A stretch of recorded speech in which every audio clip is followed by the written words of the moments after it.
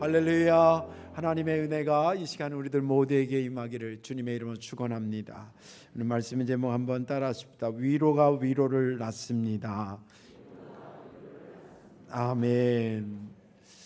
설교 듣기 전에 이런 생각을 한번 해보시면 좋겠어요. 내가 살아가는 동안에 받은 위로인데 평생 잊지 못할 것 같은 위로가 무엇이었는가 한번 생각해 보세요. 내가 받은 은혜 위로 중에 평생 잊지 못할 위로가 어떤 것이었나. 또 하나는 내가 누군가에게 위로해 줬는데 그 사람이 내 손을 꼭 잡으면서 정말 힘이 됐다고, 위로받았다고 그렇게 인사를 받아본 적은 있는가. 이런 것들을 한번 생각하면서 오늘 말씀을 들으면 좋겠습니다. 이번에 제23차 러시아 억권 목회자 신학 세미나가 지난 10월 13일부터 시작이 됐습니다. 이번에는 5개 나라에서 55명 선교사님 부부까지 그렇게 많이 왔습니다. 물론 역대 1위로 가장 많이 왔어요. 물론 이것은 이제 상반기에 목회자들을 하고 하반기에 사모님들을 하는데 그래서 한꺼번에 통합을 하다 보니까 그렇게 많이 오셨고, 이번 세미나도 그래서 2트랙으로 이렇게 합니다. 목회자 트랙하고 그다음에 사모님들 이렇게 트랙을 2개를 해서 굉장히 바쁘고 그렇습니다. 많이 오신 그분들 딴 때는 몰랐는데 이번에 많이 왔다 그래서 그런 건 아니지만 그들을 이렇게 보면서 많이 피곤해하고 지쳐 있는 듯한, 많이 위로가 필요한 그런 느낌을 많이 받았습니다. 우리가 지금 오늘 좀 전에도 장로님 기도하면서 전쟁에 대한 그 종식되기를 위해서 기도하셨는데, 우리는 전쟁을 뉴스로 듣기만 해도 마음이 불편하고 우울해지잖아요, 그죠? 그런데 이 러시아 억권에 온 목회자들은 전쟁을 겪는 사람들입니다. 또 더군다나 이스라엘 하마스가 있고 러시아 억권에서 온 러시아 외에는 탄자 붙은 나라들은 거의 90% 이상이 국민들이 이슬람이거든요. 그러니까 이스라엘 하마스 전쟁도 상당히 우울한 거고요.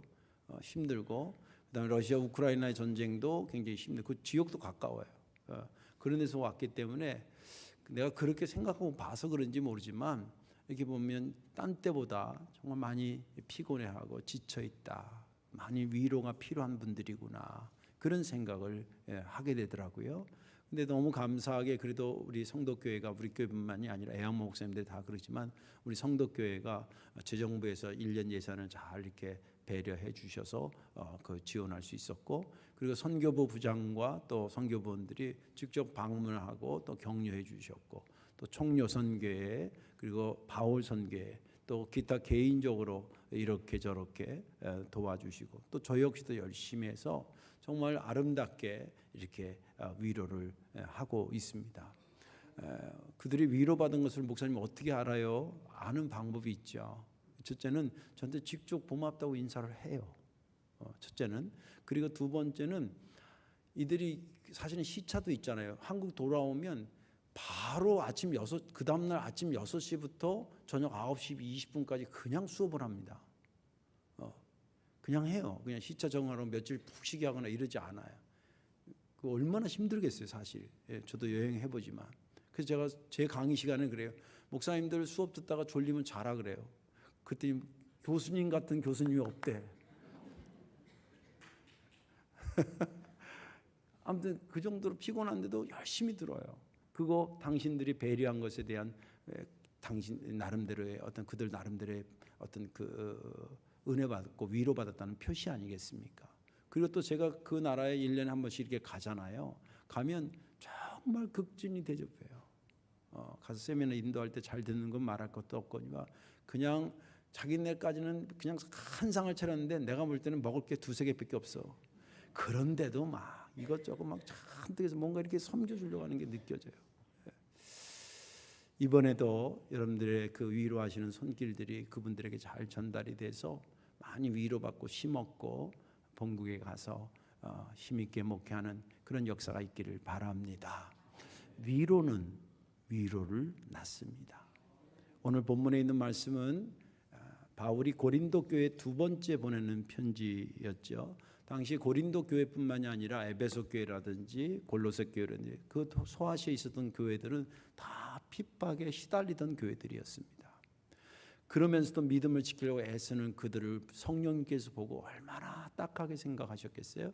그래서 바울의 마음에 감동해서 그 고린도 교회를 아주 위로해 준 말씀이 오늘 본문에 있는 말씀입니다. 이렇게 기록되어 있습니다. 사랑하는 고린도 교회 여러분, 우리가 믿는 하나님은 너무 좋으신 분입니다. 우리 주 예수 그리스도의 하나님이시고 자비의 아버지시고 모든 위로의 하나님이십니다. 그분은 우리가 고통 중에 힘들어할 때 우리를 위로해 주시는 분만이 아니라 그 받은 위로로 주변의 어려운 사람들을 위로할 수 있도록 인도해 주시는 분입니다. 우리가 고난받는 것도 어찌 보면 당신들의 위로와 구원을 위해서 고난받는 거고, 우리가 받는 위로 역시도 당신들의 위로가 되기 위해서 받는 것입니다. 우리가 그리스도 때문에 많은 고난받은 것은 사실입니다. 그러나 어찌 보면 그리스도 때문에 많은 위로도 받은 것이 사실입니다. 나는 여러분들 교회가 예수 복음 증거하기 위해서 고난받는 건 다 알지만 그 고난에 동참한 만큼이나 하나님께서 또 여러분들을 위로하실 것을 보면서 희망이 생깁니다. 사랑하는 고린도 교회 여러분, 내가 아시아에서 당한 고난을 여러분들이 잊지 않기를 바랍니다. 저희는 정말 이러다가 죽겠구나라고 하는 그런 지경까지 이르렀었습니다. 돌이켜보니까 그때 우리를 의지하지 말고 전능하신 하나님을 의지하라고 주신 사인으로 여기고, 그 사형당하기 직전까지, 죽음에 이르기 직전까지 하나님만 의지했더니 세상에 그분이 우리를 건져주시고 앞으로도 건져주실 것입니다. 사랑하는 교우 여러분, 여러분들 우리들을 위해서 기도해 주십시오. 여러분들이 중보 기도하면 하나님께서 그 은혜를 우리에게 주시고 우리가 그 받은 은사로 또 누군가를 위로해 주고 그들이 우리를 통해서 하나님께 감사하게 될 것이기 때문입니다. 이것이 오늘 본문의 전반적인 내용입니다. 저는 지난 주간에 이 본문을 읽으면서 은혜 받은 게 크게 두 가지인데, 하나는 그 고린도 교회에 얼마나 위로가 필요하면 세상에 이 본문 안에 위로라는 단어 자체가 9번이나 기록되어 있어요. 제가 영어 성경 찾아보는데 comfort라고 쓰는데 아무튼 편안함 뭐 이런 건데, 근데 그 단어가 9번이나 기록되어 있어요. 한국 성경도 그렇고. 그러니까 위로 얼마나 세상에 그들이 딱했으면, 위로가 필요했으면 바울을 들어서 마치 위로를 쏟아붓듯이 그랬을까, 그런 내용이고, 또 하나는 4절에 있는 말씀이 은혜가 됐는데요. 4절을 보면 우리의 모든 환난 중에서 우리를 위로하사 우리로 하여금 하나님께 받은 위로로서 모든 환난 중에 있는 자들을 능히 위로하게 하시는 이시리로다.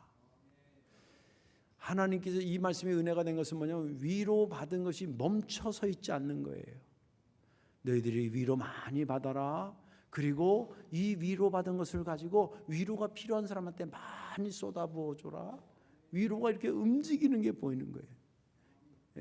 여러분들 교회도 보면 교회가 움직이는 흐름이 있어요.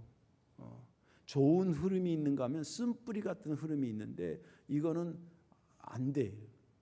정말 그 영적인 흐름이 있는데, 여기 위로에 대한 얘기를 하면 너희가 위로받고 내가 위로해 줬지 않니? 위로받고 힘 얻어서 그 위로를 다른 사람, 힘든 사람에게 위로해 주라는 거예요.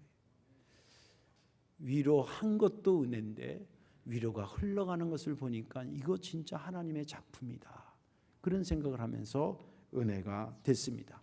오늘 말씀에 저와 여러분들이 꼭 은혜 받으시고요. 그리고 여러분들이 받은 은혜와 그리고 위로를 여러분들 손길을 통해서 필요로 하는 사람에게 기꺼이 위로해 주시는 그런 저와 여러분들 되시기를 주님의 이름으로 축원합니다. 왜 위로를 낳아야 하는 것일까요? 내가 받은 위로로 그냥 끝나면 안 될까요? 성경은 그렇게 하면 안 된다는 거예요. 네가 받은 위로가 왜 위로로 또 계속 가야 되느냐. 그 첫째는 위로를 시작하신 하나님의 뜻이 그렇기 때문에. 3절과 4절에 있는 말씀을 잠깐 보겠습니다.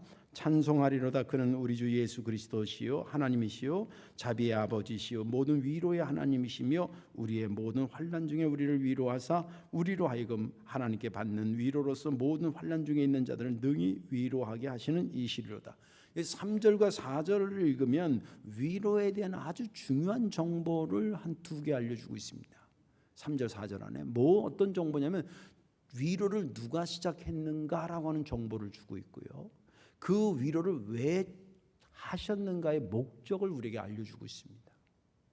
그걸 알아내면 어떤 분이 위로를 처음 시작해서 그분이 어떤 의도로 위로해서 우리에게 줬다고 한다면 우리가 위로 받은 적이 없으면 오늘 설교 때 졸아도 됩니다. 근데 내가 하나님의 위로를 받은 적이 있다고 생각하면 귀 담아 들어야 됩니다. 나에게 위로를 주신 분이 어떤 의도로 줬는지를 알아야 되는 거예요. 빵을 하나를 먹더라도 떡을 먹더라도 여러분들 그러잖아요. 웬 떡이야? 이러고 먹으라고 그러잖아요. 이게 무슨 떡이냐 이거예요. 그냥 헐떡 먹다가는 목에 걸리는 수가 있어요. 그러니까 웬 떡이냐 묻고 먹는 거예요. 그런 것처럼 하나님의 위로를 받으면 웬 은혜냐, 웬 위로냐, 왜 하셨느냐를 알아야 된다 이 말이에요. 그게 받는 자의 자세라는 거죠. 근데 여기 중요한 정보를 줬는데 위로를 누가 시작했는가와 왜 주셨는가를 얘기하고 있다는 거예요. 누가 주셨다라고 하는 것을 알아야 될 의도는 마치 책을 서평할 때에 책을 쓴 저자의 의도를 알아야 서평을 쓰는 거 아니에요. 그죠? 그런 것처럼 위로를 하신 분이 누군지를 알아야 그분의 의도를 아니까 먼저 하는 것은 누가 시작했느냐가 중요하다는 거예요. 그 단서가 오늘 본문에 보면 모든 위로의 하나님이라는 3절에 있는 말씀입니다. 모든 위로의 하나님, 이것은 크게 두 가지입니다. 하나는 위로의 범위를 소개하고 있고 그리고 위로의 근원적인 출발점을 말해주고 있습니다. 모든 위로. 그런데 세상 사람들이 받고 싶은 위로가 100명이면 100가지예요. 어느 영상 보니까 4살짜리가 저기 오빠한테만 주고 자기는 안 줬나 이렇게 딱 삐졌더라고. 야, 4살짜리도 위로받고 싶은 거예요. 나이 든 사람도 위로받고 싶은 거예요.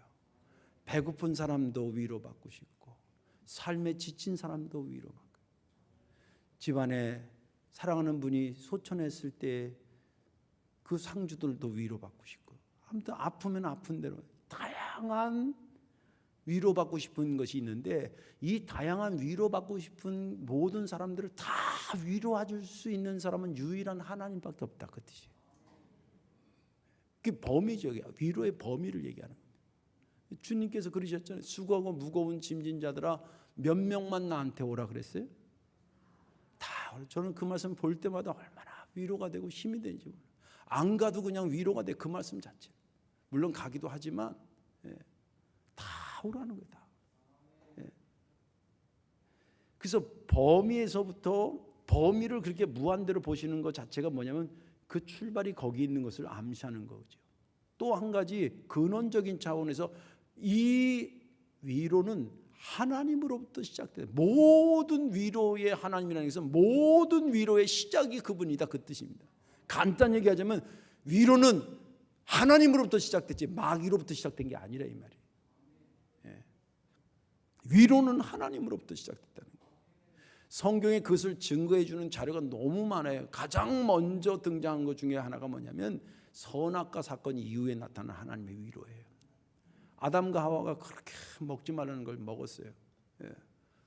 그러는데 갑자기 죄를 짓고 나니까 사람이 수치심을 느끼기 시작해요. 그전엔 벌거벗었으나 수치심을 몰랐는데 죄 짓고 났는데 수치심이니까 나무 뒤에 숨고 나무 뒤에 숨다가 나중에 창피하니까 나무 이파리로 자기 허물을 가렸다 그랬어요. 근데 나무 이파리로 치마해봐야 며칠 가겠어요. 3, 4일이면 다 말라 비틀어질 거 아니에요.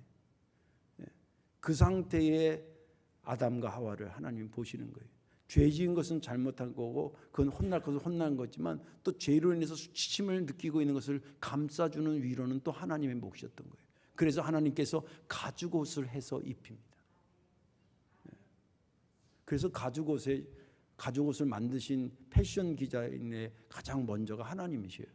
가죽옷 입을 때마다 감사하셔요. 알고나 입으셔야 돼요. 보세요. 그 사람의 허물을 가리기 위해서 죄와 상관없는 양이 죽었잖아요. 이건 영적으로는 예수님이 죽어서 우리가 내 수치를 가려지는 거와 똑같은 것을 보여주는데, 아무튼 그들의 수치를 가죽옷으로 가렸다는 것은 그를 위로해 주는 것이었습니다. 그거 외에도 아브라함에게 나타나서 위로한 거, 쫓겨다니고 막 사울이 죽인다 그래서 쫓겨다닐 때 계속 위로를 쏟아부으신 분이 누구냐면 하나님이에요. 독생자를 통해서 우리가 구원론적으로 죄의 문제를 예수님이 해결했다 그러지만, 위로의 차원에서 보면 여러분 죄 짓고 나면 얼마나 죄송하고 부끄럽고 그럽니까? 그런 우리를 덮어주신 분이 예수님이시잖아요. 그분을 보내신 분이 하나님이잖아요. 그 모든 위로의 시작은 누구냐면 하나님이잖아요. 예. 자, 이제 그분이 시작하셨으면 그분이 어떤 목적으로 위로하기 시작했는가를 살펴볼 필요가 있잖아요. 거기 오늘 4절의 말씀에 보니까 너희가 받은 위로로 많은 사람들을 위로해 주라고 하셨다는 거예요. 이게 주신 분의 목적이에요.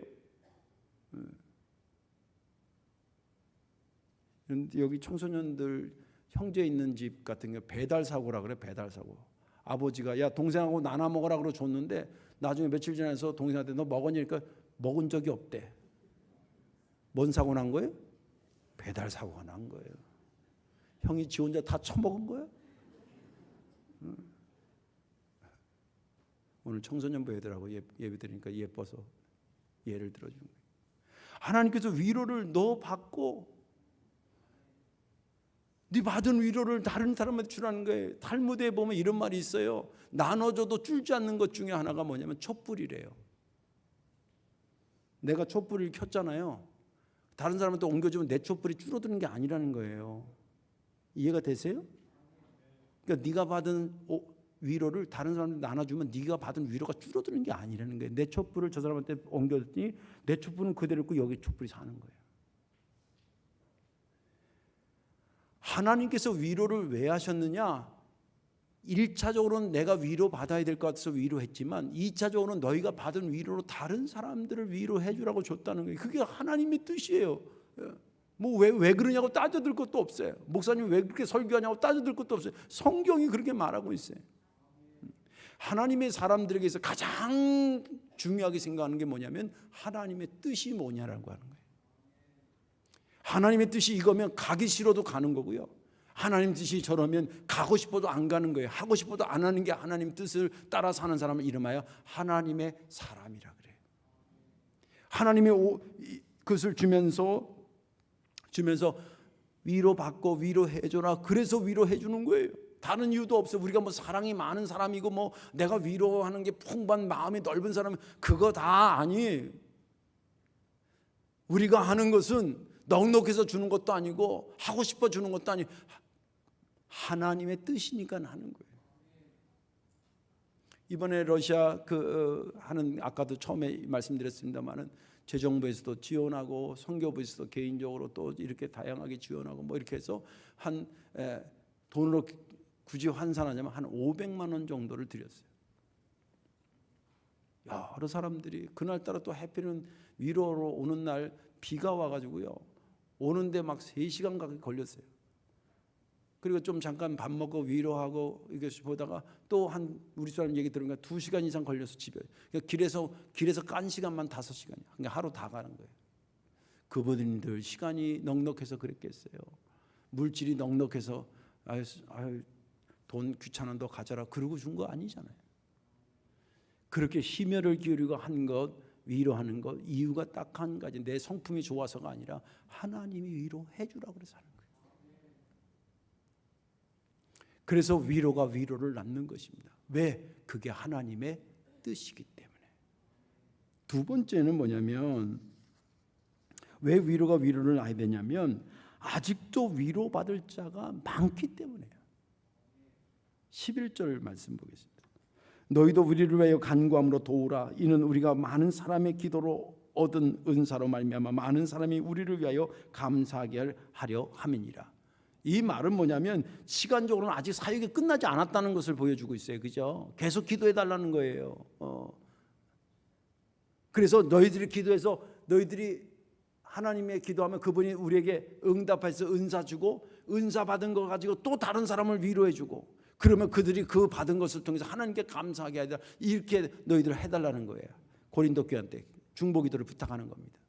이걸 보면 아직도 바울이 보는 관점에서는 자기 주변에 위로가 필요한 사람이 너무 많은 거예요.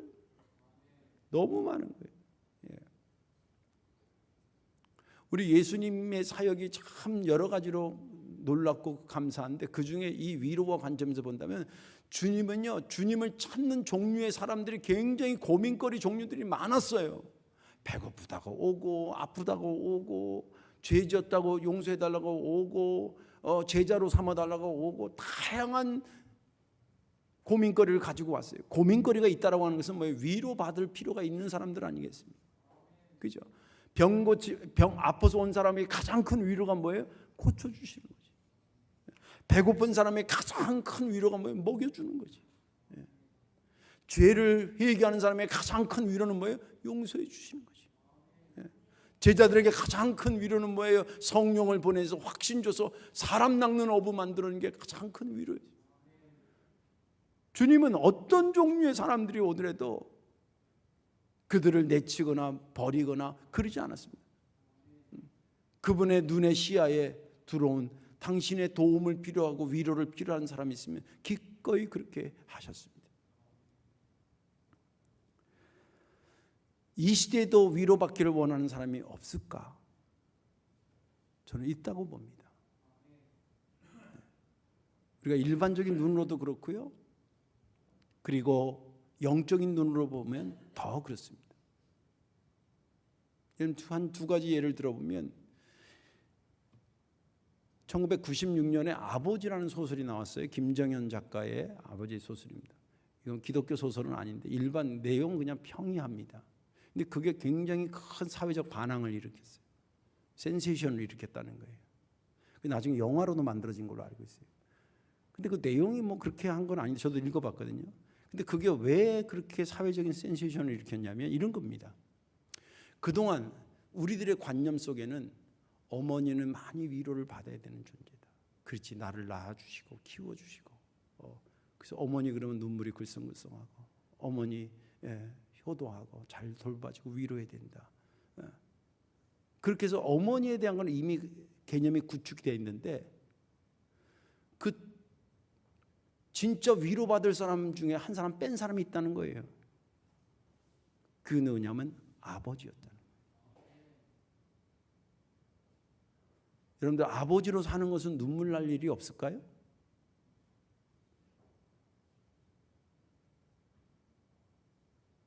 여기 아버지로 산 분들은 한번 뒤로 이렇게 화장실 뒤쪽으로 불러서 한번 여쭤보세요.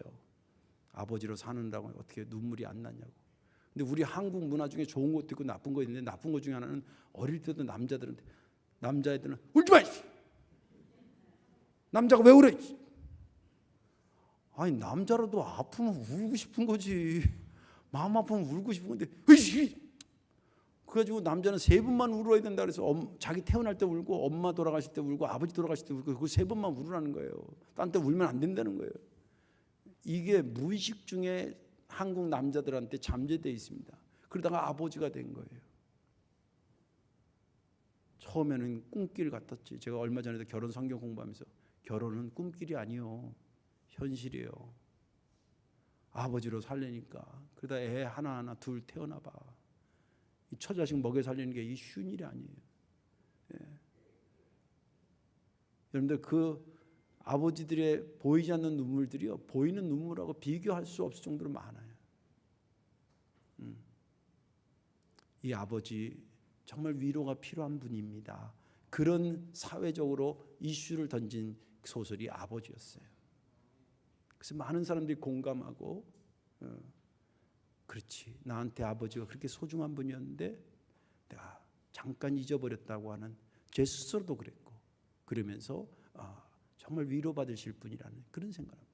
또 우리 교회에서 장학 선교회를 이렇게 하잖아요. 얼마 전에도 이렇게 학익여고랑 영화여고랑 4명, 4명, 8명 아이들한테 이렇게 저희가 줬는데, 사실은 요새는 고등학교까지 의무교육이기 때문에 등록비가 필요한 것은 아니에요. 그러나 애들이 등록금 가지고 학교를 다니는 건 아니잖아요. 모두 사먹고도 싶고 또 뭐 자기 나름대로 갖고 싶은 것도 있고. 그런데 걔네들이 이제 자기 소개서를 보내와요. 학교 추천서하고. 그러면 한 사람당 1~2장씩 돼요. 그걸 내가 아무리 바쁜 가운데도 그걸 저녁에 목양실에서 다 읽었어요. 시간이 넉넉해서 읽은 게 아니라 쭉 읽다 보면 그 내용이 빨려 들어가. 그 내용 중에 보면 아버지가 병들어서 혼자고 어머니는 안 계시고 할머니랑 자기랑 동생이랑 이렇게 산대. 그런 내용들을 이렇게 잠깐 읽으면요, 야, 내 주변에 이렇게 힘들고 어렵고 위로를 필요로 하는 사람이 이렇게 많구나는 것을 새삼 많이 느껴요. 저희들 뭐 할 돈 쓸 게 얼마나 많아요. 그래도 모아서 몇백만 원씩 그렇게 갖다 주는 거예요. 걔네들이 기억을 하든 못하든. 그래서 내가 가서 짤막하게 너희들을 기억하고 있는 사람들이 있다는 것을 잊지 말아라. 너희들을 위로하고 있는 사람이 각박한 세상 같아도 있다는 것을 잊지 말아라. 그런 얘기를 해주고 와요. 여러분, 내 주변을 한번 돌아보세요. 하나님으로부터 위로받은 적이 있다고 생각하면, 또 누군가에게 정말 잊을 수 없는 위로를 받은 적이 있다고 한다면 주변을 한번 돌아보세요. 내 위로를 필요로 하는 사람들이 의외로 많아요. 가까운 사람도 있고요, 조금 멀리 있는 사람들도 의외로 많아요. 그들이 있기 때문에 위로를 낳아야 하는 것입니다. 이제 마지막 말씀을 정리하겠습니다. 무엇이 무엇을 낳는다고 하는 것은 다 산고가 있어요. 낳는 고통이 있다 이 말이에요. 동물도 새끼 낳을 때 고통스럽다 그러고요, 사람이 아이 낳을 때 고통스럽고요, 지식도 지식으로 있을 때는 괜찮은데 얘를 책으로 낳으려고 그러면, 책을 한 권 써서 책으로 낳으려고 그러면 그 작가의 산고가 있어요. 그리고 생각하는 것은 쉽지만 생각을 행동으로 옮길 때에 또 산고가 있어요. 위로를 받는 것은 쉽지만 위로를 다른 이에게 위로로 다시 낳을 때 역시 산고가 있어요. 헨리 나우연의 여러분들 읽어보셨지만 상처받은 치유자라는 거기 보면 예수님이 많은 상처가 있는 분이라는 거예요. 이유는 딱 한 가지예요. 우리를 위로하기 위해서 그가 상처받은 거예요. 우리를 치유하기 위해서 그분이 상처를 받은 거예요. 우리가 좋아하고 따라가고 존경하는 그분이 그렇게 사셨다는 거예요. 이제 우리의 순서가 된 것이죠. 그분으로부터 우리가 위로를 받았으니 나를 통해서 누군가에게 위로가 이어지고 나아지는 그런 역사가 저와 여러분들로 인해서 있기를 주님의 이름으로 축원합니다. 기도하겠습니다.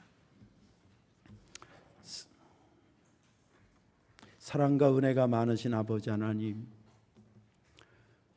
위로받을 자격 없는 우리들이었는데 주님께서 일체 참으시고 우리를 위로하신 것을 생각하며 감사와 영광을 돌리옵나이다. 이제 주님께서 위로하시면서 우리에게 너희가 받은 위로, 너희의 위로를 필요한 사람에게도 나눠주라고 우리에게 말씀하신 것을 오늘 성령의 음성으로 듣습니다. 주님, 우리가 넓게 또 많은 사람들에게 위로할 수 없겠지만 가까이 있는 사람들에게, 또 여력이 있으면 조금 멀리 있는 사람에게 평생 잊혀지지 않는 위로를 건네주는 우리가 될 수 있도록 인도해 주옵소서. 감사드리며 예수님의 이름으로 축복 기도하옵나이다. 아멘.